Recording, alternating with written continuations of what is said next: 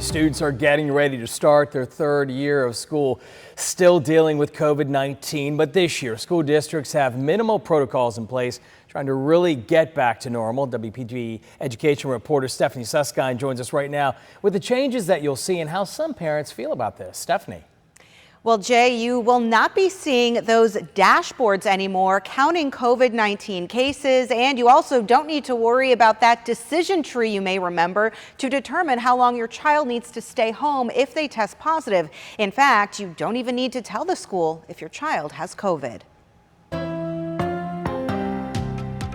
I look back at last year's conference, I had a mask on, and 90% of the questions were about COVID. And unfortunately, the situation as of late has kind of taken a turn for the worse. It's a new look for a new school year. It's nice to be in the endemic stage, right? You know, knock on wood. From Palm Beach County to Indian River. The best thing about this premiere is we're not going to have any conversations around COVID. All corners of our 5-county area are no longer tracking COVID cases with a dashboard or requiring parents to notify the school if their child is positive. We will also continue to test symptomatic students in our clinic if parents provide permission. Does that concern you that the schools aren't going to be notifying you if there are positive cases?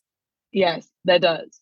That does, because as much as you could try to, like I said, you can control your kids, if they do come out positive, there's no way of you trying to retrace or re-see where it came from. Mom Wendy Ravello is a little worried about the new school year. She says her daughters will still wear masks. I think considering the rise in COVID-19 locally, that it would be a good idea. Pediatrician Dr. Shannon Fox-Levine says we know a lot more about COVID now than we did a year ago. She says the new strain is not as concerning as Delta was when we saw that massive surge at the start of last school year.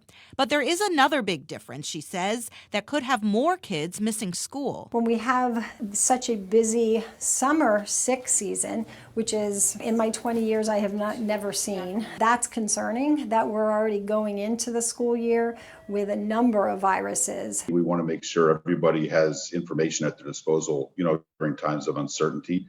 I also think we're hopefully at a different point in the progression of living with COVID. Dad of 2, Scott Borden, is looking forward to having the focus on his daughter's full school experience. We want them to feel safe. We want them to have some type of sense of normalcy.